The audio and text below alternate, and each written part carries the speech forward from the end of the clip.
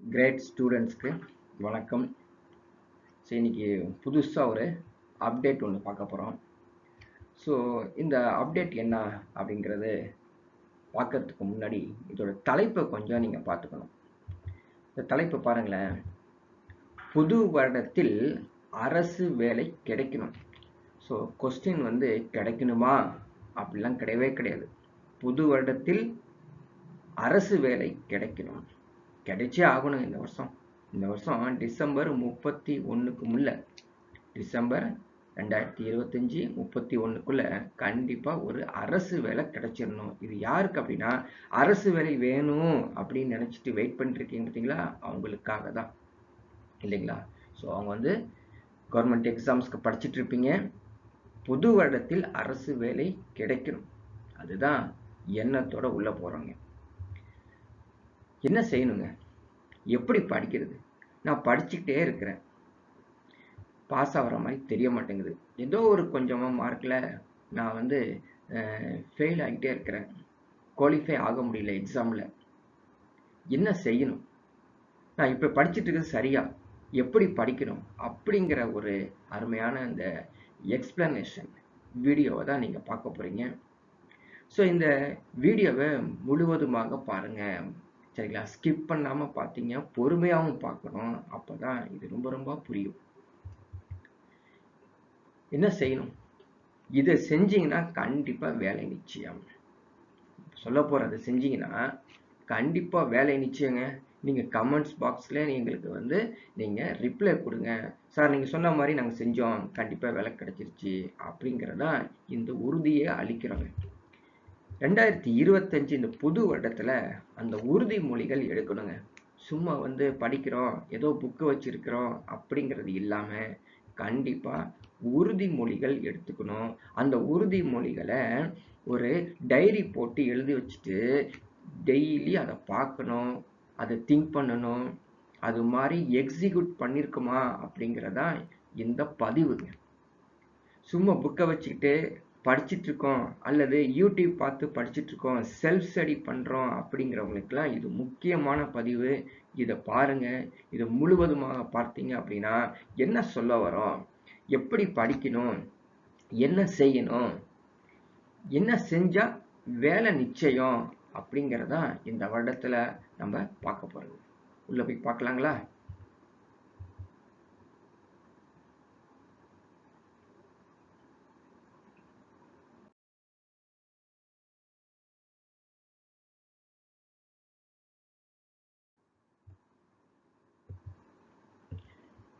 First என்ன பண்ணணும், எல்லாத்துக்கும் நம்ம கிரேட் ஸ்டூடெண்ட்ஸ்க்கு ஹாப்பி நியூ இயர் கொடுத்துடணும், இல்லைங்களா?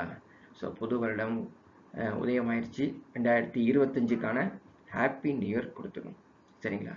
என்ன செய்யணும், வேலை நிச்சயம் கிடைக்கிறதுக்கு என்ன செய்யணும் அப்படிங்கிறது போலாம்.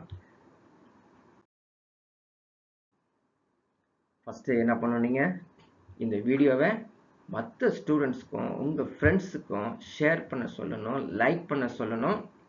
மறக்காமல் யாரெல்லாம் சப்ஸ்கிரைப் பண்ணாமல் இருக்கீங்களோ அவங்களாம் சப்ஸ்கிரைப் பண்ண சொல்லுங்கள். புதுசாக அப்டேட் வந்து உங்களுக்கு தொடர்ந்து நாங்கள் கொடுத்துட்டே இருப்போம். ஸோ உங்களுடைய சப்போர்ட் மூலமாக தான் இந்த புது வருடத்தில், இந்த நியூ இயரில் உங்களுக்கு இந்த அருமையான ஒரு எக்ஸ்பிளனேஷன்ஸ் கொடுக்க போகிறாங்க, சரிங்களா?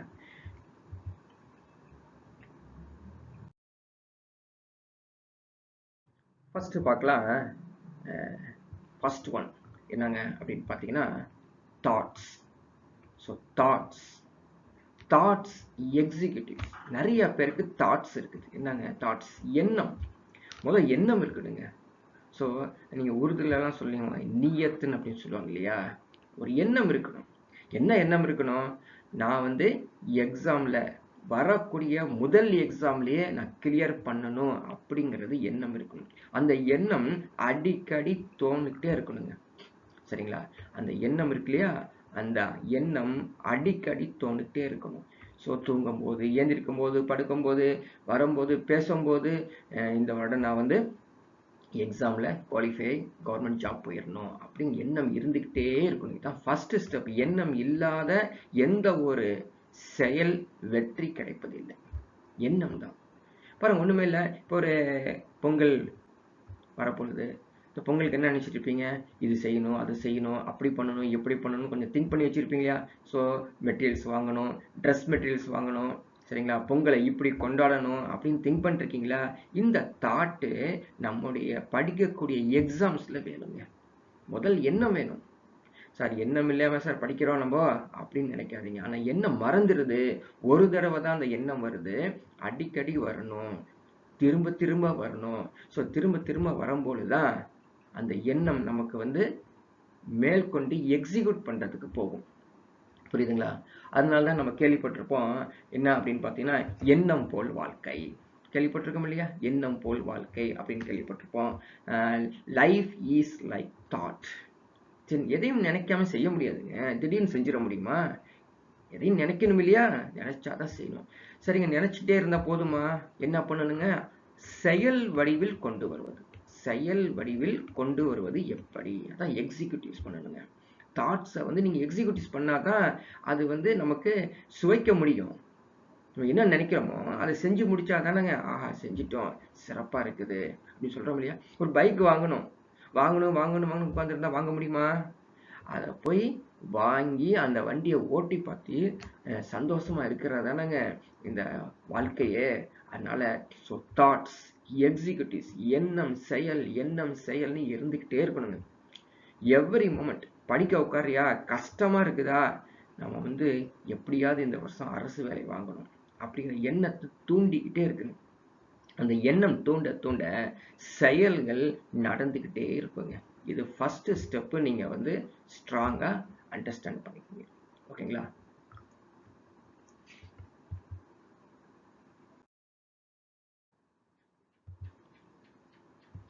செகண்ட் பாருங்க, வின்னிங் ஸ்ட்ராட்டஜிஸ். வின்னிங் ஸ்ட்ராட்டஜிஸ்ங்க. ஸோ நம்ம எண்ணம் வச்சிருக்கிறோம், செயலில் இறங்கியிருக்கோம், எப்படி வெற்றி அடைவது? எப்படி வெற்றி அடைவதுங்க? அதான் முக்கியமானது. வெற்றி அடைவது.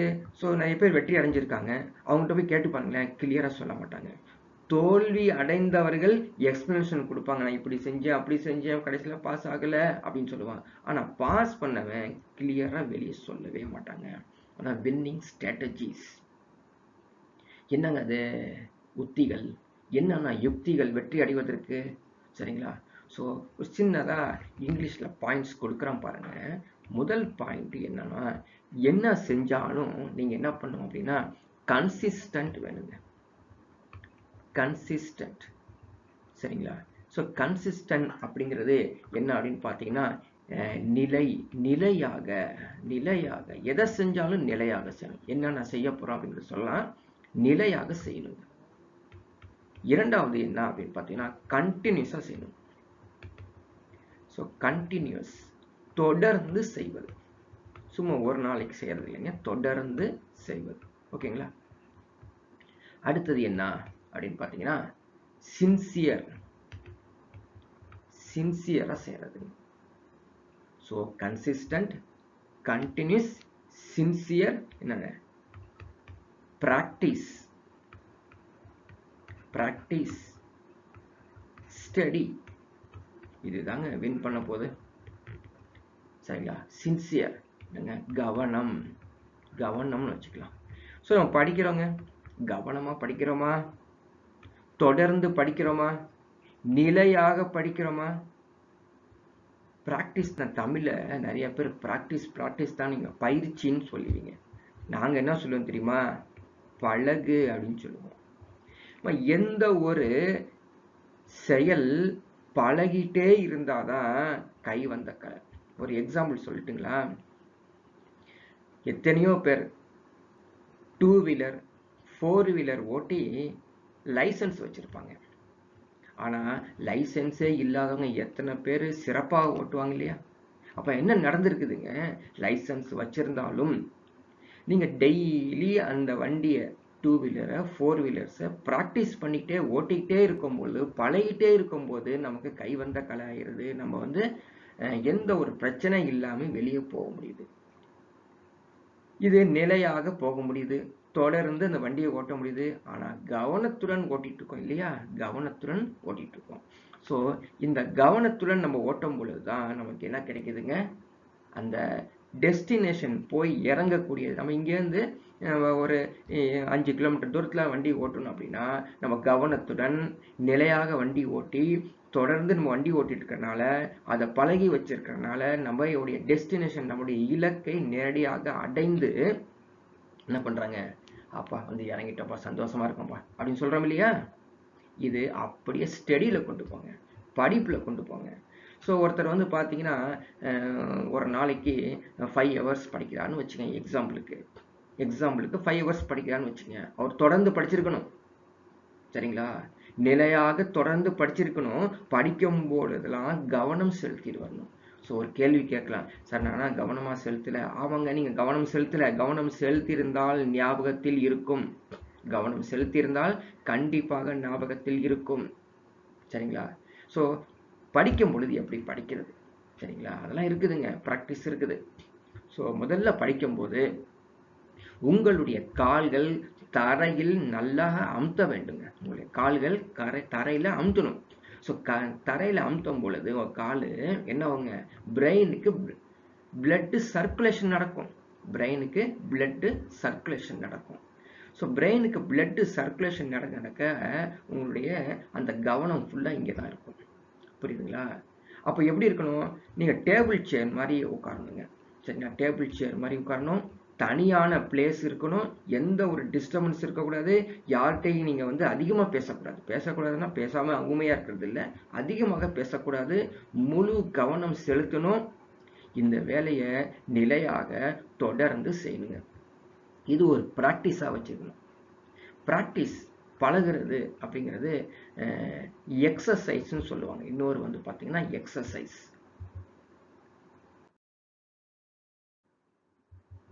என்னங்க அது எக்ஸசைஸ்? இது நம்ம வந்து பயிற்சி, சரிங்களா, பயிற்சி. ஸோ பாருங்க, நான் எக்ஸசைஸ் பண்ணுறேன் அப்படின்னு என்ன அர்த்தம், வாரத்தில் ஒரு நாள் செய்வது எக்ஸசைஸ் கிடையாது. வாரத்தில் 2 நாள் செய்வது எக்ஸசைஸ் கிடையாதுங்க. வாரத்தில் வேண்டுமானால் ஒரு நாள் விடலாம் அப்படின்னா, ஸோ 7 daysல 6 days செய்வது தான் எக்ஸசைஸ். அப்போ வந்து பார்த்தீங்கன்னா படிக்கிறது அப்படிங்கிறது ஒரு நாள் 2 நாள் படிக்கிறது இல்லைங்க, 24/7 தான் படிக்கும், சரிங்களா. 24/7 தான் படிச்சுட்டு இருக்கணும். நிறைய பேர் என்ன பண்ணுறோம் தெரியுங்களா, நல்லா கவனிச்சுக்கங்க. இது பொறுமையாக நீங்கள் கவனிச்சாதான் முழுவதுமாக புரியும். எல்லாரும் என்ன பண்ணுறீங்க, படிக்கிறோம் அப்படிங்கிற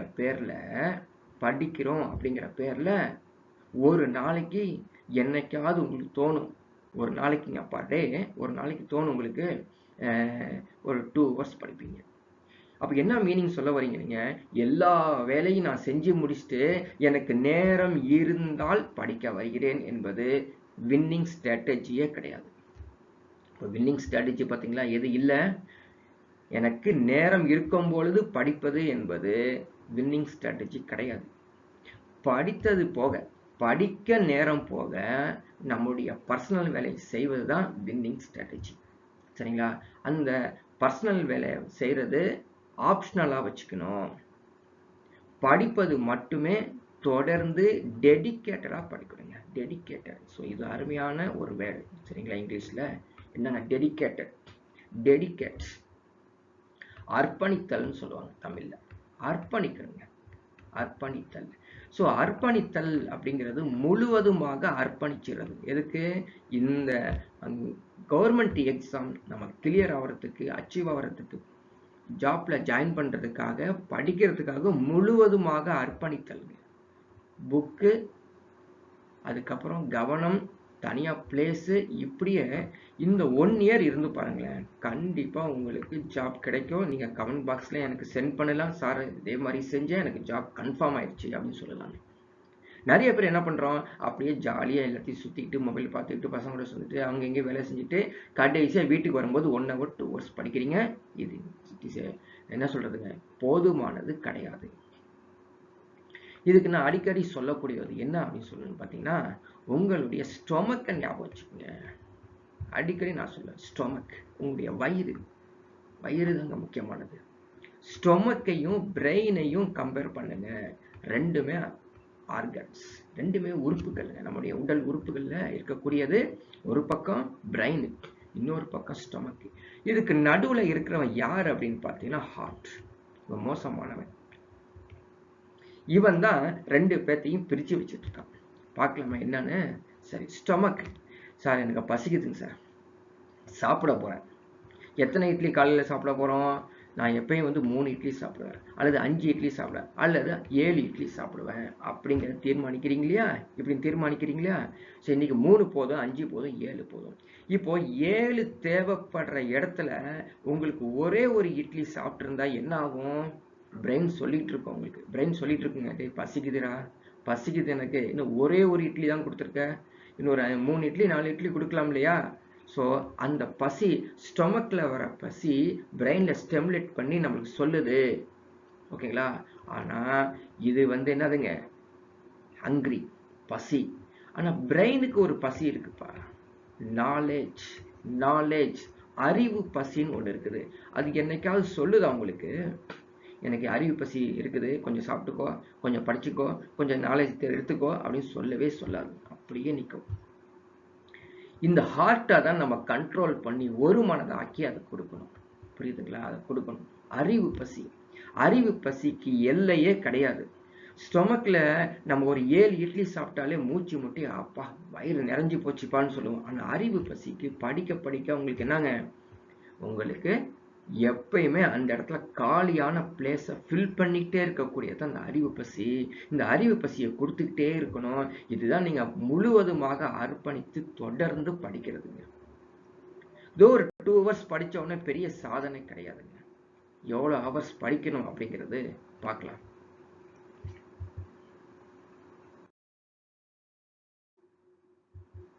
என்ன சொல்றோம் பாருங்க, 12 hours. Can it possible 12 hours per day study? Can it possible 12 hours per day study? So winning ஸ்ட்ராட்டஜியே இதாங்க. 12 மணி நேரம் ஒரு நாளைக்கு படிக்கிறோம். முடியலையா? கவர்மெண்ட் ஜாப்பே வேணும், தூக்கி போட்டு போயிட்டாரு. இதான் சிம்பிள். 12 மணி நேரம் கூட உன்னால ஒரு நாளைக்கு படிக்க முடியலன்னா எப்படிங்க கவர்மெண்ட் ஜாப் கிடைக்கிறது? இதுதான் நான் சொல்லுவேன். வின் பண்ணியிருக்கிறவன் கவர்மெண்ட் ஜாப்ல வின் பண்ணியிருக்கிறவன் எப்படி படிச்சேன்னு சொல்லியிருக்கவே மாட்டான். யார் தோல்வி அடைஞ்சிருக்கானோ, நான் நல்லா தாங்க படித்தேன், அப்படி தாங்க செஞ்சேன், இப்படி தாங்க செஞ்சேன், நான் பாஸ் ஆகலைங்க, என்னாச்சுன்னு தெரியல, திரும்ப அடுத்த எக்ஸாம் எழுதணும்னு சொல்லுவான்.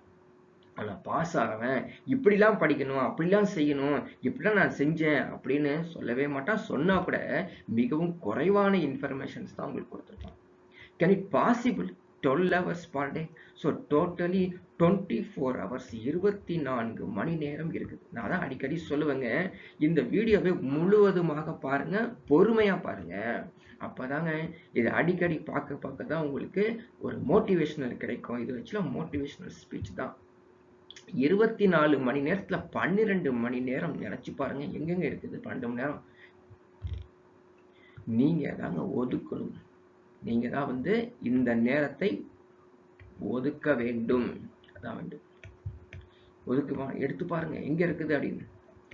ஸோ மீதி 12 மணி நேரம் பர்சனல் ஒர்க் போயிடுங்க. So 12 hours personal work. உங்களுடைய பர்சனல் ஒர்க் என்ன பண்றீங்க? தூங்குறது, சாப்பிட்றது, எந்திரிக்கிறது, உங்களுடைய பர்சனல் ஒர்க் எல்லாத்துக்கும் 12 hours ஒதுக்கிடணும். ரெஸ்ட் இல்லையா? ரெஸ்ட் எடுக்கிறது எல்லாமே. ரிமைனிங் 12 hours நீங்க இன்னும் சில பேர்த்துக்கு நான் கலோக்கேல சொல்லுவேன், தெஃப்ட் பண்ணுங்க, திருடுங்க. ஒவ்வொரு நாளைக்கு 24 மணி நேரத்தில் 12 மணி நேரத்தை திருடுங்கள்னு சொல்லுவேன். எனக்கு கிடைக்காம ஓடிடுதுங்க அந்த 12 மணி நேரம். எடுங்க சார். நான் ஜாப்பு போயிட்டு இருக்கேன் சார், நான் ஜாப்புக்கு போயிட்டு இருக்கேன் சார், ஒரு ப்ரைவேட் ஜாப்ல போயிட்டு இருக்கேன், நான் எப்படி 12 மணி நேரம் எனக்கு கிடைக்கும்? ஸோ அவங்களுக்கான ரிலாக்ஸேஷன் கொடுக்கலாம். 8 hours போலாமா? ஜாப் போனீங்க அப்படின்னா 8 hours போய்க்கிங்க, 8 hours எடுத்துங்க. நான் 8 ஹவர்ஸ்க்கு கீழே கேட்காதீங்க, முடியாது சார். 8 hours ஒரு நாளைக்கு படித்தேன், டயர்டாகி போயிடுச்சு. டயர்டாக தான் செய்யும். ஸோ எக்ஸசைஸ் அப்படிங்கிறது டயர்ட் ஆகக்கூடிய எக்ஸசைஸ் தான். எக்ஸசைஸ் பண்ணால் யாருங்க டயர்ட் ஆகாமல் இருக்கா? எல்லாரும் டயர்ட் ஆகும். ஆனால் நீங்கள் பழக்கத்தில் ப்ராக்டிஸ் பழகி கொண்டு வந்துட்டீங்க வச்சுக்கங்களேன், இது ஒரு மேட்டர் இல்லை, ஒன்றுமே இல்லை. எல்லாருக்கும் ஜாப் வந்து 10 AM வேணும் அப்படின்னு நினச்சி பார்ப்பீங்க. சில பேர் வந்து இந்த 10 AM ஜாப்புக்கு எத்தனையோ பேர் ஒரு 2 hours ட்ராவல் பண்ணி போகிறோம் இல்லையா, அவங்கெல்லாம் 5 மணிக்கு எழுந்திரிக்கிறது இல்லையா, 6 மணிக்கு எழுந்திரிக்கிறது இல்லையா. ஸோ 5 மணிக்கு எழுந்திரிக்கும் போது பாருங்க பயங்கர டயர்டாக இருக்கும். இதுவே ஒரு 10 days போயிடுச்சுன்னா பழகிறது இல்லையா. இதே போல தாங்க எல்லாமே பழக்கத்துக்கு கொண்டு வாங்க. ஸோ 12 hours சரிங்களா. அப்படி உங்களுக்கு ரெடியூஸ் பண்ணணும் அப்படின்னா 11 hours 10 hours சரிங்களா, 9 hours 8 hours வரைக்கும் உங்களுக்கு லிமிட். அப்போ என்ன சொல்ல வரோம், 8 to 12 hours per day கண்டிப்பாக நீங்கள் படிக்கணும். சார் எனக்கு 12 hours டைம் இருக்குது, ஸோ ஐ கேன் ரெடியூஸ் 8 ஹவர்ஸ்னா கிடையாது, 12 ஹவர்ஸ்னா 12 ஹவர்ஸ். பாருங்கள், நீங்கள் ஹவர்ஸ் இன்க்ரீஸ் பண்ண சக்ஸஸ் ரேட்டு இன்க்ரீஸ் ஆகிட்டே இருக்கும். அடுத்த வர நியரஸ்ட் எக்ஸாமினேஷனில் நீங்கள் குவாலிஃபை ஆகிறதுக்கு அதிகமான சான்சஸ் வந்து இந்த ஹவர்ஸை இன்க்ரீஸ் பண்ணுறது தான். ஓகேங்களா. இந்த ஹவர்ஸை இன்க்ரீஸ் பண்ணியாச்சுங்க. என்கிட்ட 8 ஹவர்ஸ் இருக்குது, 9 ஹவர்ஸ் இருக்குது, 10 ஹவர்ஸ் இருக்குது, படிக்கிறதுக்காக தனியாக நேரத்தை ஒதுக்கிட்டேன் அப்படின்னு நினைக்கிறவங்களுக்கு இதை கவனிங்க.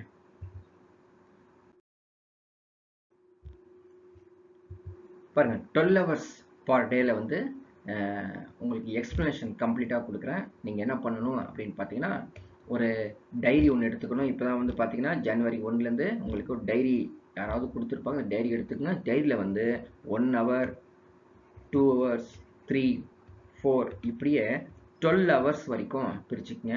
ஸோ 1 hourல இன்கேஸ் நீங்கள் வந்து தமிழ் படிக்கிறேன் அப்படின்னு நினச்சேன், தமிழ் அல்லது இங்கிலீஷ் அப்படின்னு நினச்சிக்கங்க, ஏதோ ஒரு சப்ஜெக்ட். அதே மாதிரி மேக்ஸ், அதே மாதிரி ஃபிசிக்ஸு. ஸோ இதே போல் கம்ப்ளீட்டாக என்னென்ன யூனிட்ஸ் ஆர் சப்ஜெக்ட் வைஸ் நீங்கள் என்ன பண்ணுங்கள், இது மாதிரி ஷெடியூல் போட்டுக்குங்க. ஓகேங்களா. ஸோ 12 இல்லை சார், 12 இல்லையே இன்னும் இருக்குது அப்படின்னா ஒன்றும் பிரச்சனை இல்லை, திரும்ப அப்படியே கண்டினியூ பண்ணிக்கலாங்க. சரிங்களா. ஸோ இந்த 1 hourல கண்டிப்பாக தமிழ் படிச்சுக்கணும். சார் தமிழ் நிறையா இருக்குது, இன்னொரு 2 hours 3 hours வேணும், அது எதையுமே கவலைப்படாது. தமிழ் படிச்சுட்டு அல்லது இங்கிலீஷ் என்ன சப்ஜெக்டோ உங்களுக்கு, அடுத்தது மேக்ஸ் 1 hour, இல்லை ஃபிசிக்ஸு, கெமிஸ்ட்ரி, சோசியல் சயின்ஸில் வந்து ஜியாகிரஃபி, அதுக்கப்புறம் வந்து பொலிட்டிக்கல் சயின்ஸு, எக்கனாமிக்ஸு, இப்படி வரிசையாக ஒரு 12 மணி நேரத்துக்கு 1 மணி நேரத்துக்கு ஒரே ஒரு டாபிக் தான் எடுக்கணும். ஏன் தெரியுங்களா, நிறைய பேர் என்ன பண்ணுறாங்கன்னு தெரியுமா, வரலாறு படிக்கணும்னு சொல்லி 5 மணி நேரமாக வரலாறு படிக்கிறீங்க. வெரி வெரி போர் எடுக்கும், வெரி போருங்க. அப்படி செய்யவே கூடாது, பிரெயினுக்கு அப்படி கொடுக்கவே கூடாது. பிரெயினை பொறுத்த வரைக்கும் நினச்சி பாருங்களேன், கலர் கலர்ஸாக இருக்கிற பிரெயின் வந்து லைக் பண்ணுங்க. பிரெயின் என்ன பண்ணுதுங்க, கலராக கொடுக்குறீங்க பார்த்தீங்களா, அது லைக் பண்ணும். அதனால தான் நம்ம வந்து கலர் லைட்ஸாக வந்து லைக் பண்ணிகிட்டே இருப்போம். கிராக்ஸ்லாம் பட்டாசு வெடிக்கும் போது கலராக வர்றது பிரெயின் லைக் பண்ணுது. சரிங்களா. அதே மாதிரி நம்ம வழியில் எங்கேயாவது போகும்போது ஒரு வித்தியாசமான இடத்துலலாம் நம்ம பார்க்க தோன்றதுக்கு காரணமே பிரெயின் இப்படி தான் கேட்குது. ஆனால் படிப்பில் மட்டும் என்ன பண்ணுறோம், நம்ம ஹார்ட் சொல்லுது மேக்ஸை முடிச்சுட்டு தான் தமிழுக்கு போகணும், அல்லது தமிழ் முடிச்சுட்டு தான் சோசியல் சயின்ஸ் போகணும். எல்லாம் கிடையவே கிடையாதுங்க. பிரெயினை பொறுத்த வரைக்கும் நிறைய பல காரங்கள், பல தடவை ஒரு டைனமிக்காக அதுக்கு கொடுக்கணும். டைனமிக்காக நீங்கள் கொடுத்தீங்க அப்படின்னு பாருங்கள், போரே அடிக்காது, ரிலாக்ஸாக இருக்கும், பிரெயின் லைக் பண்ணிகிட்டே இருக்கும், நெக்ஸ்ட்டு சொல்லுன்னு கேட்கும். அந்த அளவுக்கு தான் நீங்கள் வந்து இந்த ப்ரிப்பரேஷன் இருக்கணும். இதை ஸ்ட்ராங்காக நீங்கள் வந்து சொல்கிறது ஒரு ஒரு ஸ்ட்ராங்காக இதை வந்து பிடிக்கணுங்க. ஸ்ட்ராங்காக பிடிச்சு இது மாதிரி தான் ட்ராவல் பண்ணிட்டு வரணும்.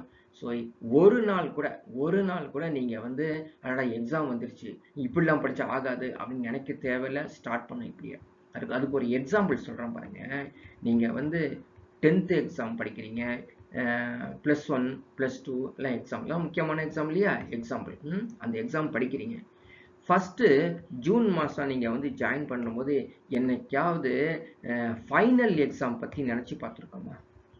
ஜூன் 1 ஸ்கூல் திறந்த உடனே அடடா 20 சாப்டர் சேர்த்து ஃபைனல் எக்ஸாமில் கேட்பாங்க, எப்படி படிக்கிறது அப்படின்னு சொல்லி நினச்சி பார்த்துருக்கீங்களா? நினச்சே பார்க்கலங்க.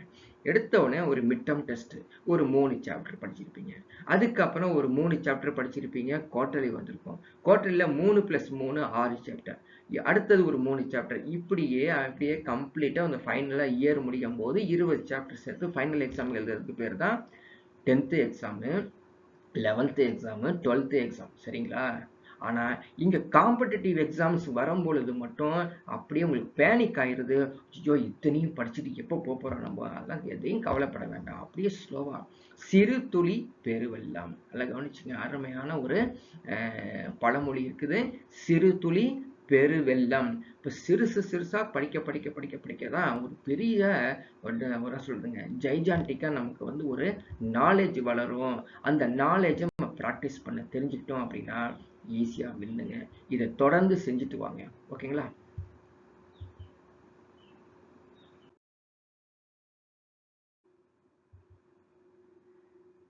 Next one, study materials collect பண்ணிக்கலாம். இப்போ சொல்லியாச்சு எப்படி படிக்கணும் அப்படிங்கிறது. ஸ்டடி மெட்டீரியல்ஸ் கலெக்ட் பண்ணணும்.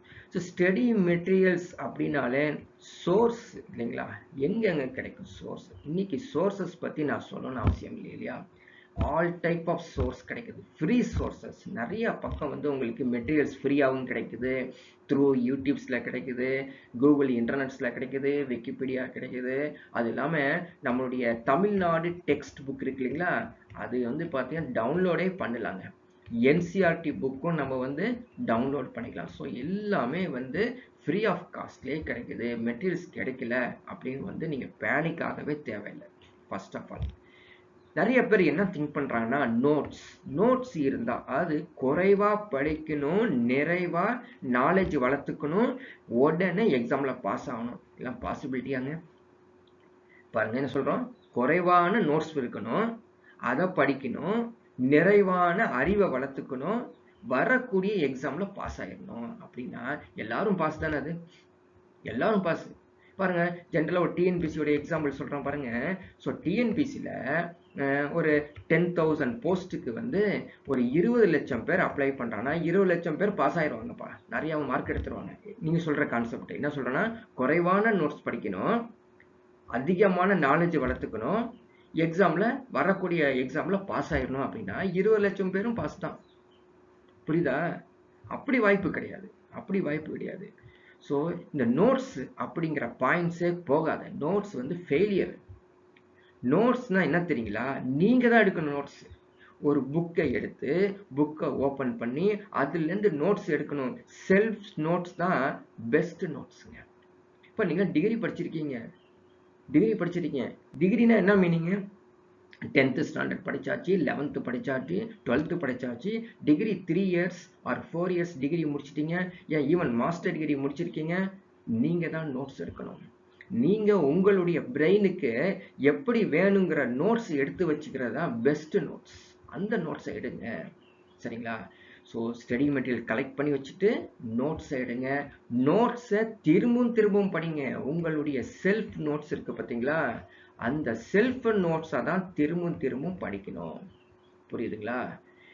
சார் புக்கு என்னாச்சு? புக்கு ரெஃபரன்ஸாக மாறிடும். ரெஃபரன்ஸ் அதாவது நமக்கு எடுத்த நோட்ஸில் எதுவும் சந்தேகம் இருந்தால் அந்த டெக்ஸ்டில் போய் பார்ப்போம். புரியுதுங்களா? அந்த புக்கை எடுத்து பார்ப்போம், அந்த சோர்ஸ் எடுத்து பார்ப்போம். இதுதான் ஸ்டடி மெட்டீரியல்ஸோடைய ஸ்டைலு. ஒருபோதும் நீங்கள் வந்து பார்த்தீங்கன்னா மற்ற இன்ஸ்டியூட்ஸில் இருக்கக்கூடிய மெட்டீரியல்ஸ் தான் சிறப்பான மெட்டீரியலு, இவங்க கொடுத்ததான் சிறப்பு, அவங்கள்ட்ட ஒரு பணம் கொடுத்து வாங்கணும், இவங்கள்ட்ட பணம் கொடுத்து வாங்கணும், நீங்கள் பேனிக்கே ஆக தேவையில்லை, பயப்படவே தேவையில்லைங்க. சரிங்களா? ஸோ அப்படி பயப்படாமல் சாதாரண நம்ம தமிழ்நாடு கொடுத்துருக்க டெக்ஸ்ட் புக்கு நினச்சி பாருங்க. கொஞ்சம் திங்க் பண்ணி பார்த்து தான் தெரியுங்க. ஆரம்பத்திலே தாட்னு நான் சொல்லியிருக்கேன். நம்மளோட தமிழ்நாடு புக்கில் இல்லாத என்னங்க இருக்குது? ஸோ அந்த தமிழ்நாடு புக் என்ன பண்ணியிருக்காங்க, என்சிஆர்ட்லேயும் சிபிஎஸ்சிலையும் எல்லா புக்லையும் கலெக்ட் பண்ணி ஒரு கன்க்ளூடாக கொடுத்துருக்காங்க. அந்த தமிழ்நாடு மக்கள், தமிழ்நாடு ஸ்டூடெண்ட்ஸ் வந்து கண்டிப்பாக நம்ம எந்த ஒரு காம்படிட்டிவ் டெஸ்ட்லையும் வந்து பாஸ் ஆகணும், அவங்களுக்கு நாலேஜ் வேணும்னு சொல்லி நிறைய அந்த அந்த ஆசிரியர் பெருமக்கள்லாம் சேர்ந்து இந்த டெக்ஸ்ட் புக்கை ரெடி பண்ணியிருக்காங்க. என்ன இல்லை, நம்ம தான் படிக்கலைங்க, நம்ம போய் படிங்க.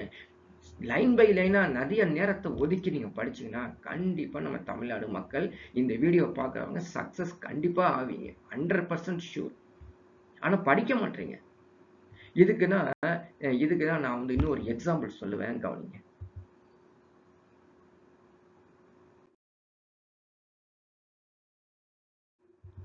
என்ன எக்ஸாம்பிள்ஸ் அப்படின்னு பார்க்கலாமா? இந்த படிக்கிறதுல எக்ஸாம் மெட்டீரியல்ஸ் கலெக்ட் பண்ணிட்டோம். படிக்கிறதுல என்ன எக்ஸாம்பிள்ஸ்? நான் அடிக்கடி இந்த எக்ஸாம்பிள்ஸ் சொல்லுவேன். என்ன அப்படின்னு பார்த்தீங்கன்னா, உங்களுக்கு ஒரு தெரியாத ஊருக்கு போயிங்க. ஒரு தெரியாத ஊர்.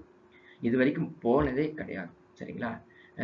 நான் ஒரு ஊர் சொல்றேன் பாருங்க. நீங்க கேள்விப்பட்டிருப்பீங்க. சரிங்களா? சண்டிகர்.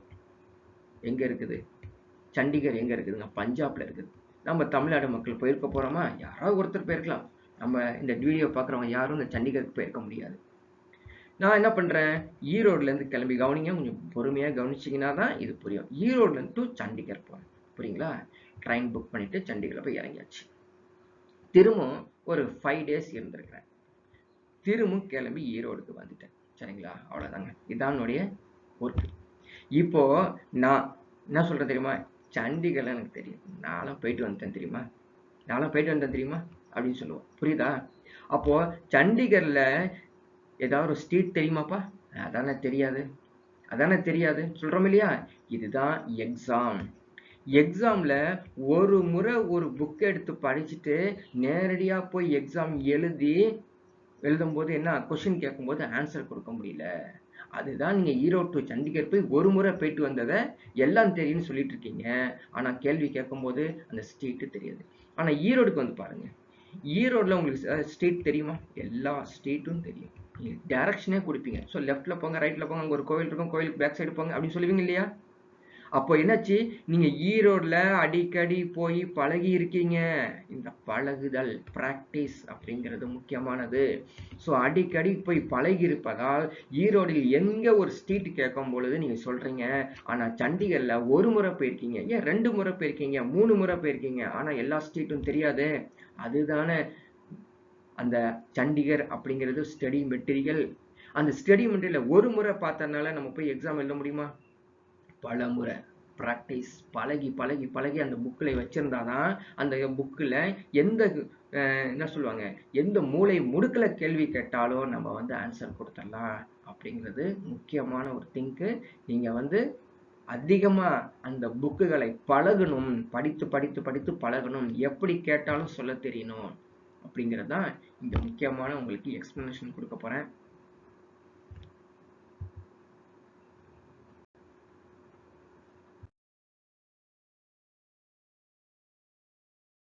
நெக்ஸ்ட் பாருங்க, யூனிட் வைஸ் ப்ரிப்பரேஷன். இது ஒரு மிக மிக இம்பார்ட்டண்ட்டுங்க. இது யாருக்குமே இது சரியாகவே புரியாது. என்ன சார் யூனிட் வைஸ் ப்ரிப்பரேஷன்? நான் யூனிட் வைஸ் தானே ப்ரிப்பேர் பண்ணிட்டு இருக்கேன். Subject wise preparation, unit wise ப்ரிப்பரேஷன்ஸ்க்கு டிஃப்ரெண்ட்டுங்க. இப்போ எக்ஸாம்பிளுக்கு நம்ம வந்து ஒரு எக்ஸாம்பிளுக்கு என்ன எடுத்துக்கிறோம்? ஆப்டிடியூட் எடுத்துக்கிறோம். சரிங்களா? ஆப்டிடியூட் இது முக்கியமானது. இதே மாதிரி தான் எல்லாத்துக்கும் சார். ஆப்டிடியூடுக்கு மட்டும் அது இல்லை, எல்லாத்துக்கும். ஃபர்ஸ்ட் ஒரு சாப்டருங்க. ஃபர்ஸ்ட் ஒரு சாப்டர் தான் யூனிட் 1. ஸோ ஆப்டிடியூட் அப்படிங்கிறது ஒரு மேக்ஸ் சப்ஜெக்ட். அதில் ஒரு 20 யூனிட்ஸ் இருக்குன்னு வச்சுக்கோங்க. ஃபர்ஸ்ட் யூனிட் சொல்கிறேன். எக்ஸாம்பிளுக்கு வந்து சதவீதம். சரிங்களா? எக்ஸாம்பிளுக்கு வந்து சதவீதம் உங்களுக்கு வந்து ஒரு எக்ஸாம்பிள் எடுத்துக்கிறேன். ஸோ சதவீதம் பர்சன்டேஜ் இல்லையா?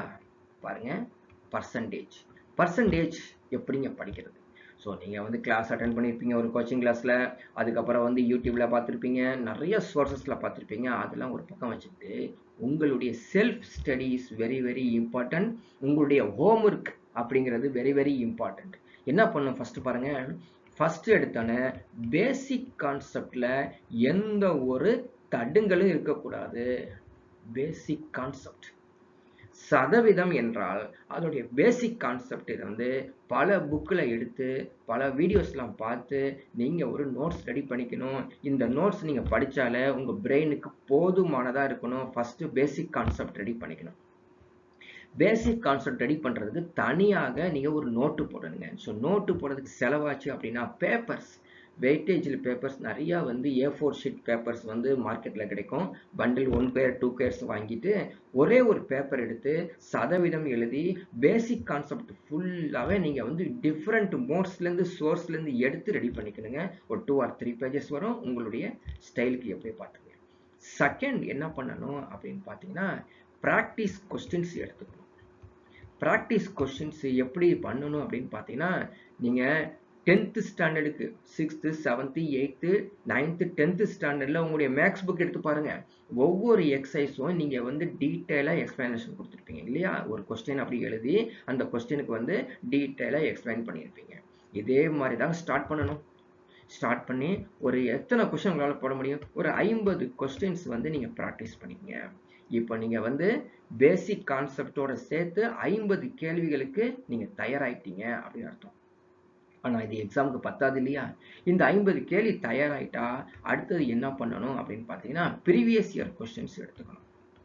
அந்த கொஸ்டின்ஸ் 51வது கொஸ்டின், 52வது கொஸ்டின், 53வது கொஸ்டின் அப்படியே போயிட்டு இருக்கணும். சரிங்களா? இப்போ ஒவ்வொரு கொஸ்டின் சதவீதத்துல எங்கேயாவது பார்த்தீங்கன்னா இந்த ஒரு நோட்ஸ்ல 70 80 90 கொஸ்டின் சேர்த்துக்கிட்டே போகணும். அப்ப என்ன சொல்ல வரோம் அப்படின்னு பார்த்தீங்கன்னா 50 கொஸ்டின் ப்ராக்டிஸ் பண்ணிட்டு 51வது கொஸ்டின் போகும்பொழுது 50 கொஸ்டினுடைய எக்ஸ்பீரியன்ஸ் தான் 51வது கொஸ்டினை சால்வ் பண்ண வைக்குது. 51 கொஸ்டினுடைய எக்ஸ்பீரியன்ஸ் தான் 52வது கொஸ்டினை சால்வ் பண்ண வைக்குது அப்படிங்கிறத மறந்துடாதீங்க. இது each and every unit, each and every சப்ஜெக்ட்க்கு போடுங்க. ஸோ வந்து உங்கள் டேபிளில் வந்து பார்த்தீங்கன்னா ஃபைல்ஸாக இருக்கணும். நீங்கள் ஆஃபீஸில் போய் ஃபைல்ஸ் பார்க்குற மாதிரி இங்கே ஃபைல்ஸாக இருக்கணும். இந்த ஃபைல்ஸ் வந்து மேக்ஸ் ஃபைல்ஸ். இந்த மேக்ஸ் ஃபைல்ஸில் வந்து பார்த்தீங்கன்னா 20 சாப்டருக்கான ஃபைல்ஸ், அது ஒரு ஃபைலுக்குள்ளே 20 சாப்டருக்கான ஃபைல் இருக்கணும். ஏன் ஃபைல் சொல்கிறோம் தெரியுங்களா? அது வந்து மாறுதலுக்கு உட்பட்டது. நோட்டுன்னா திரும்ப வந்து நம்ம பேப்பர்ஸ் அட்ஜஸ்ட் பண்ண முடியாது. பேப்பர்ஸ் அந்த இது எழுதுறோம் இல்லைங்களா? அந்த A4 ஷீட் அந்த பேப்பர்ஸ் அதை ஃபைல் பண்ணிட்டே வந்தீங்கன்னா நியூவாக வர்றது கூட அப்படியே சேர்த்து நம்ம வந்து டேக் போட்டு வச்சுக்கலாம். சரிங்களா? ஸோ இது மாதிரி ஈச் அண்ட் எவரி யூனிட்ஸ்க்கும் நீங்கள் ரெடி பண்ணணுங்க.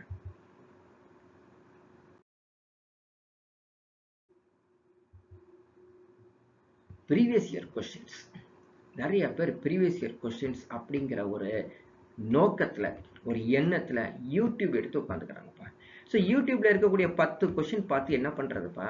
ஸோ யூடியூப் நான் சொல்லக்கூடியதுப்பா, என்னுடைய கருத்து, என்னுடைய தனிப்பட்ட கருத்தை, யூடியூப்ல பார்த்து ப்ரீவியஸ் இயர் கொஸ்டின்ஸ் பார்க்கறது சைட்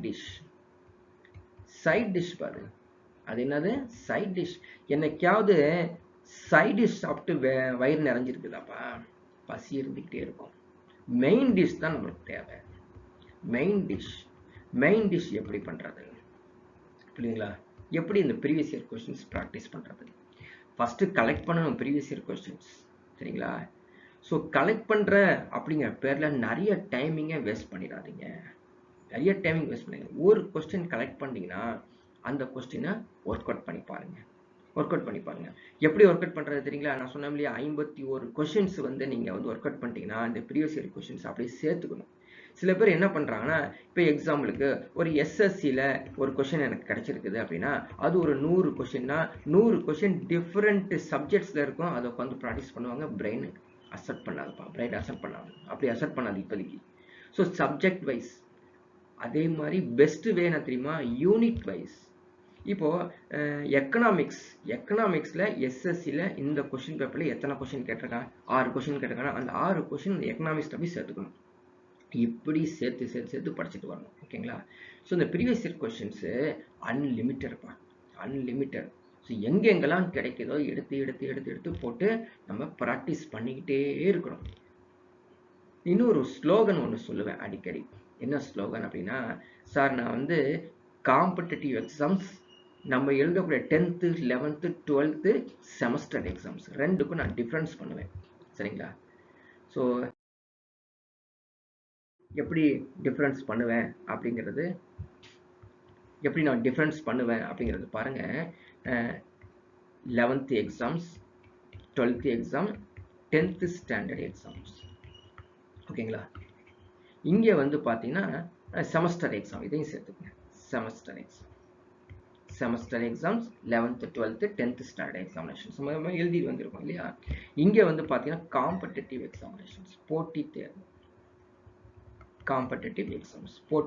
என்ன டிஃபரன்ஸ்ங்க? ஒரே ஒரு ஸ்லோகன் சொல்லுவேன் அடிக்கடி.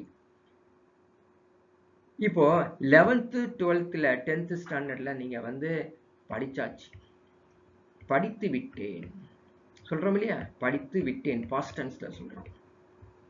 ஸோ படித்து விட்டேன் என்றால் நீங்க பாஸ்ன்னு அர்த்தம். மார்க்கை விட்டுருங்க, மார்க்கை விட்டுருங்க. மார்க் வந்து எப்படி படிச்சிருக்கோம், எப்படி நீங்க பர்ஃபார்ம் பண்றீங்க எக்ஸாமை பொறுத்து மார்க். படித்து விட்டேன், நான் 11th 12th 10th ஸ்டாண்டர்ட் உடைய எக்ஸாமுக்காக படித்து விட்டேன். அது டிகிரி முடிச்சிருக்கிறத பற்றி சொல்ல, எக்ஸாம் போகிறதுக்கு முன்னாடி 10th ஸ்டாண்டர்டில் நான் வந்து சயின்ஸ் படித்து விட்டேன் அப்படின்னு சொல்கிறோம், பாஸ். புரியுதா? ஆனால் காம்படிட்டிவ் எக்ஸாம்ஸில் படித்து விட்டேன் அப்படின்னு சொன்னால் ஃபெயில்பா. புரியுதா? காம்படிட்டிவ் எக்ஸாம்ஸ் போட்டித் தேர்வை பொறுத்த வரைக்கும் பாஸ்ட் டென்ஸ் கிடையவே கிடையாது. பாஸ்ட் டென்ஸ் கிடையவே கிடையாது. there is no past tense. சரியா? படித்து கொண்டே இருக்கிறேன், பத்தாது. படிக்கணும் படிக்கணும் படிக்கணும் படிக்கணும், படிச்சுக்கிட்டே இருக்கணும். எங்கெங்கெல்லாம் சோர்ஸ் கிடைக்குதோ எடுத்து எடுத்து எடுத்து எடுத்து சேர்த்துக்கிட்டே இருக்கணும். இன்னைக்கு ஒரு நான் 1000 கொஸ்டின்ஸ் எனக்கு தெரியும், எக்ஸாம்பிள் சொல்றேன். 1000 கொஸ்டின்ஸ் எனக்கு தெரியும் அப்படின்னா இட்ஸ் நாட் எனஃப். ஏன்னா கொஸ்டின்ஸ் எப்படி கேட்கறான்னு தெரியாது. எங்கெங்கெல்லாம் கிடைக்குதோ, ஸோ நான் சிம்பிளாக சொல்லுவேன், இந்த குங்குமம் புக்கு, குமுதம் புக்கு, சாதாரண வீக்லி வரக்கூடிய சப்சிடி சொல்லுவாங்களே, அதாவது ஒரு இப்போ வந்து தினத்தந்தி பேப்பர் வந்துச்சுன்னா அதுக்கு ஒரு சப்சிடி ஒன்று கொடுப்பான், சின்னதாக ஒரு புக்கு கொடுப்பான், குடும்ப மலர் அப்படிலாம் கொடுப்பான். இதுக்குள்ள கூட இது அறிவு கேள்விகள், அறிவு கூர்மை கேள்விகள்னு சொல்லி 10 கேள்விகள் கேட்பான். அந்த 10 கேள்விகளையும் விடாமல் படிக்கணுப்பா, அதுலேருந்து எங்கேயாவது ஒரு கொஸ்டின் கேட்டு விட்ருவாங்க. இது ஏன் செய்யணும் தெரியுமா? எக்ஸாம்ல, சரிங்களா, எக்ஸாம் பொறுத்த வரைக்கும் இது போட்டி தேர்வு பொறுத்த வரைக்கும் யார் வின் பண்ணுவாங்க அப்படிங்கிறது ஒரு அருமையான ஒரு ஸ்ட்ராட்டஜி. அங்க சொல்லாம விட்டா இங்க சொல்றேன் பாருங்க. யாரெல்லாம் மற்றவங்க செய்யறாங்களோ அவங்க தான் வின். யாரெல்லாம் மற்றவங்க செய்யாததை செய்யறாங்களோ அவங்க தாங்க வின். என்ன ஒரு எக்ஸாம்பிள் சொல்லி பார்க்கலாமா? ஒரு எக்ஸாம்ல ஒரு போட்டி தேர்வுல ஒரு 100 கொஸ்டின் கேட்டிருக்காங்க. ஸோ அனைவருக்கும் 50 கேள்வி தெரியும். 51வது கேள்வி யாருக்கு தெரியுதோ வின் பண்ண போறான். 52வது கேள்வி யாருக்கு தெரிய போதோ வின் பண்ண. அப்ப என்ன, மற்றவங்க எல்லாம் தெரியாத எக்ஸ்ட்ரா ஒரு 2 or 3 or 5 கொஸ்டின்ஸ் யாருக்கு தெரியுதோ அவன் தான் வின். அப்ப என்ன பண்றோம், நம்ம எதையும் விடாம எல்லாத்தையும் சேர்த்து நம்ம நாலேஜ் இன்க்ரீஸ் பண்ணதான் அந்த ஃபர்ஸ்ட் மற்றவங்களை காட்டிலும் வித்தியாசமாக நம்ம படிச்சு வச்சிருக்கும் போது தான் வின் பண்ண போறோம். ஸோ இது வந்து இந்த ப்ரீவியஸ் இயர் கொஸ்டின்ஸ் ப்ராக்டிஸ்ல நீங்க வந்து இதை யூட்டிலைஸ் பண்ணீங்க அப்படின்னா கண்டிப்பா வின்னுங்க. நீங்க வந்து கமெண்ட்ஸ் பாக்ஸ்ல சென்ட் பண்ணுங்க, சார் படிச்சுட்டேன், பாஸ் ஆயிட்டேன். இந்த வருஷம் டிசம்பர் 31 வரைக்கும் உங்களுக்கு டைம் தரேன். எனக்கு கரெக்டா 1 year 365 days இருக்குது. இது சேலஞ்ச் பண்ணி படிச்சு பாருங்க, கண்டிப்பா வின்னு.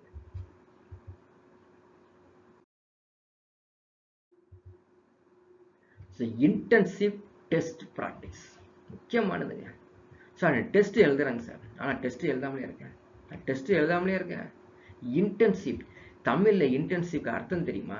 எடுத்து பார்த்துப்போம்.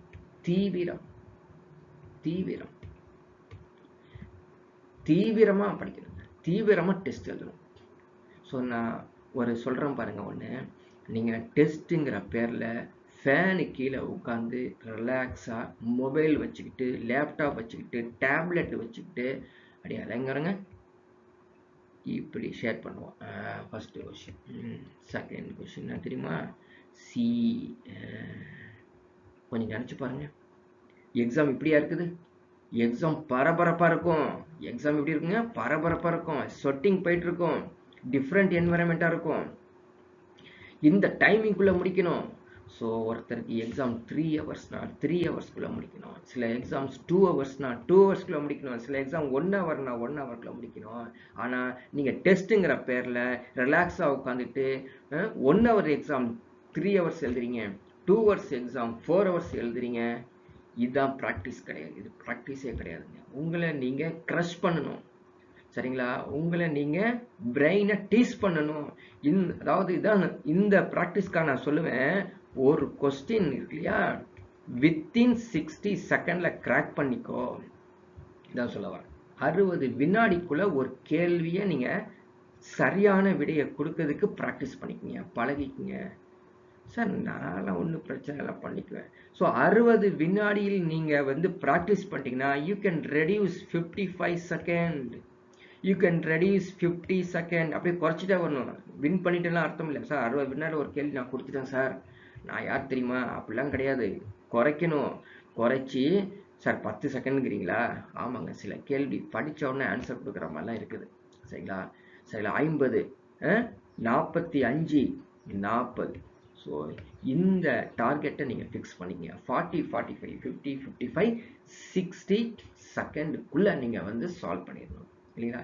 ஸோ பிஃபோர் தட் 40 செகண்ட் என்ன தேவைங்க, என்ன தேவை, ரீடிங் டைம் வேணும் இல்லையா, அது வேணும். ஸோ இதுக்கு கீழே நம்ம வந்து எக்ஸாம் வந்து எந்த ஒரு கஷ்டமான எக்ஸாம் கொடுக்கல. ஏன்னா பேங்க் எக்ஸாம் தான் 45 செகண்டில் இருக்குது. ஸோ பாருங்கள், 100 கொஷின்ஸ் 1 ஹவரில் 60 மினிட்ஸில் முடிக்கணும். ஸோ கால்குலேட் பண்ணி பாருங்கள். இது பேங்க் எக்ஸாம்ஸு, அவங்களாம் 45 செகண்ட்குள்ளே கொஸ்டின் ரீட் பண்ணி ஆன்சர் ஸ்பான்டேனியஸாக அடிக்கணும். சரிங்களா? இதுக்குள்ளே நீங்கள் ப்ராக்டிஸ் பண்ணிக்கணும். 40லேருந்து 60 செகண்டுக்குள்ளே ஒரு கேள்வியை அடிச்சே தீரணும். அது மாதிரி ப்ராக்டிஸ் பண்ணணும். உங்களை நீங்கள் என்ன பண்ணணும், என்தூசியாஸ்டிக் பண்ணிக்கணும். அப்படியே படன்னு இருக்கணும், தீவிரமாக இருக்கணும், ஃபயராக இருக்கணும். டெஸ்ட் எழுதும் போது இந்த ஃபயரு, இந்த தீவிரம் தான் அந்த பிரெயின் வந்து அது மாதிரி திங்க் பண்ண தோணும். ஆனால் உண்மையிலே ஒரு மெயின் எக்ஸாம் எழுத போகிறீங்க இல்லையா, நேரடியாக ஒரு டிஎன்பி எக்ஸாம், நேரடியாக கவர்மெண்ட் எக்ஸாம், காம்படிட்டிவ் எக்ஸாம் எழுதும் போது அங்கே வந்து நீங்கள் தீவிரம் காமிக்கும் போது பிரெயின் வேலை செய்யாமல் போயிருங்க. அது இப்பயே இங்கேயே ப்ராக்டிஸ் பண்ணிக்கணும். அது இன்டென்சிவ் டெஸ்ட் ப்ராக்டிஸ் தொடர்ந்து செய்யணும். ஒரு நாள் 2 நாள்லாம் கிடையாதுங்க. தொடர்ந்து டெய்லி ஒரு 1 ஹவர் டெஸ்ட் எழுதிக்கிட்டே இருக்கணும். ஏதாவது ஒன்று எழுதிக்கிட்டே இருக்கணுங்க. எழுதி நீங்களே ஒரு அசஸ்மெண்ட் போடணும். ஸோ அசஸ்மெண்ட் போட்டு நீங்கள் வந்து ஸோ இன்னும் நம்ம எந்த ஏரியாவில் வீக் இருக்கோம் அப்படின்னு சொல்லி திங்க் பண்ணணும்.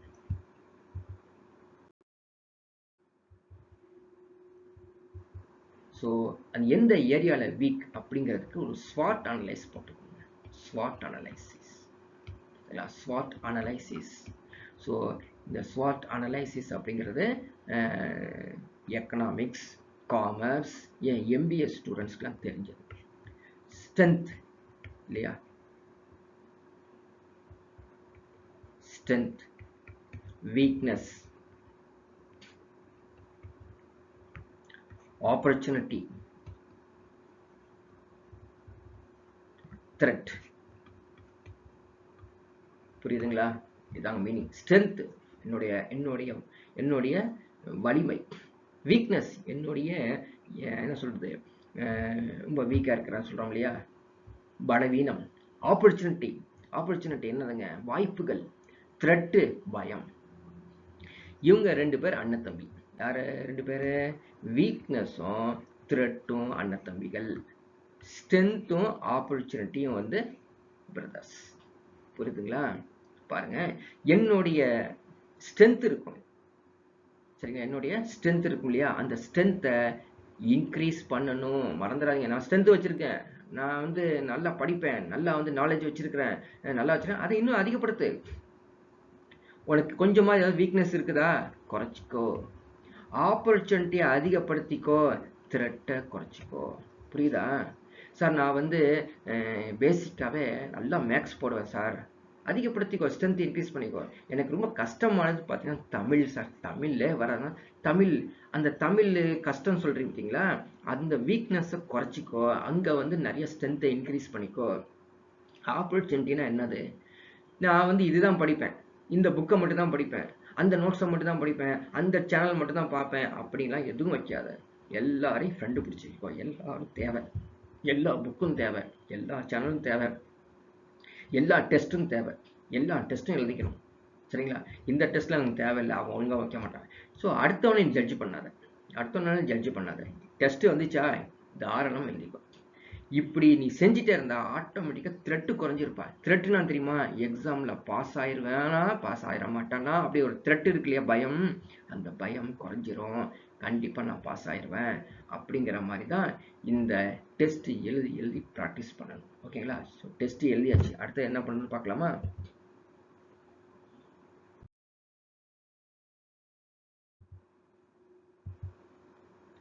So comprehensive reference practice. என்னங்க, நிறைய பேர் டெஸ்ட் எழுதுறீங்க, இந்த ரெஃபரன்ஸ் அப்படிங்கிற பிளேஸில் கோட்டை விட்டுறீங்க. ஸோ டெஸ்ட் எழுதுகிறோம், காம்ப்ரஹென்சிவ் வந்து தொடர்ந்து அல்லது தொடர்ந்து அப்படிங்கிற தமிழை சொல்லலாம். விரிவாக அப்படின்னு கூட சொல்லலாம். விரிவான குறிப்பு எடுக்கணும். சரிங்களா? சரி, இப்போ நான் டெஸ்ட் எழுதிட்டேன் சார். ஸோ டெஸ்ட் எழுதிட்டேன். ஸோ எக்ஸாம்பிள் சொல்கிறேன்ப்பா. ஒரு 60 கொஸ்டின்ஸ் வந்து நான் வந்து 1 ஹவரில் முடிச்சிட்டேன். இப்போ நான் அசஸ்மெண்ட் போட்டு பார்த்தேன். எனக்கு வந்து ஒரு 20 கொஸ்டின் தான் ரைட்டாக இருக்குது, 40 கொஸ்டின்ஸ் வந்து ராங்காக இருக்குது. இது ரைட்டு, இது ராங்கு. சரிங்களா? ஸோ கரெக்ட் ராங் அப்படின்னு வச்சுக்கோங்க. கரெக்டு ராங்கு அப்படின்னு. So what about 40 questions? 20 question ஓகேப்பா, நீ செஞ்சிட்டா. What about 40 questions? அப்படியே கிணத்தில் உளுந்த கல்லு போல தான் நிறைய பேர் வச்சிருக்கீங்க. நிறைய பேர், சில பேர் தவிர. கிணத்தில் உளுந்த கல் என்ன ஆகுங்க? அப்படியே கிடக்கும். இப்போ வேஸ்ட்டு. இந்த 40 கொஸ்டின் மீண்டும் ரெஃபரன்ஸ்க்கு போகணும், குறிப்பெடுக்கணும். ரெஃபரன்ஸ் எடுக்கணும். 40 கொஸ்டின் ஏன் எனக்கு தெரியல, என்ன அப்படி கேட்டான், எந்த புக்கில் இது இருக்குது, எந்த புக்கில் இல்லை, நான் ஏன் படிக்கல, அது எப்படி தெரிஞ்சுக்கிறது அப்படின்னு உட்காந்து அது ஒரு ப்ராக்டிஸ் பண்ணணும். 40 கொஸ்டினை இப்போ ஈச் அண்ட் எவரி நீங்கள் டெஸ்ட் ப்ராக்டிஸில் தெரியாத கொஸ்டினை தெரிஞ்சுட்டு போகும்போது எதெல்லாம் புதுசாக நீங்கள் வந்து தெரிஞ்சுக்கிட்டீங்களோ அது இன்னொரு எக்ஸாமில் கேட்டுருவான். அதுவே ஒரு விதமான படிப்பு. தெரியலையா? 40 கொஸ்டின்லையும் டெஃபினட்டாக நீங்கள் வந்து தேடி கண்டுபிடிச்சி படிச்சே வச்சுக்கணும். சார் இந்த கொஸ்டின்லாம் கேட்க மாட்டாங்க சார், ஏதோ எக்ஸாம்பிள் இது மட்டும் தான் கேட்டான் அப்படின்னு நினச்சின்னா கன்ஃபார்ம் பண்ணிக்கோ, அந்த கொஸ்டின் தான் நீ வரப்போகுதுன்னு அர்த்தம். ஸோ ஹார்ட் தான் நமக்கு பிரச்சனையே. இந்த மனசு என்ன பண்ணுங்க, தடுங்கள் போட்டு நம்ம பிரெயினை வளர விடாமே வச்சிருக்கிறோம். எப்பெல்லாம் வந்து ஹார்ட் தடுக்குதோ உடனே ஹார்ட்டை என்ன சொல்கிறது, மனசை என்ன சொல்லுங்க நிறுத்திட்டு இப்போ நான் சொல்கிறத கேளு அப்படின்னு சொல்லி அந்த கம்ப்ளீட் இந்த பிரெயினை கொண்டு வந்து செலுத்தி நீங்கள் படித்து ப்ராக்டிஸ் பண்ணுங்கள். கண்டிப்பாக வின் ஆவீங்க. இது தொடர்ந்து செஞ்சுட்டு வாங்க. திருப்பி கேளுங்க.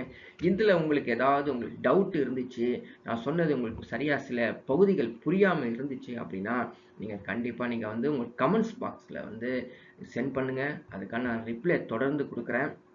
சரிங்களா? இந்த வீடியோ உங்களுக்கு பிடிச்சிருந்துச்சு அப்படின்னா மற்ற ஸ்டூடெண்ட்ஸ்க்கும் நீங்கள் வந்து உங்களுடைய ஃப்ரெண்ட்ஸுக்கும் இதை வந்து ஷேர் பண்ணுங்கள்.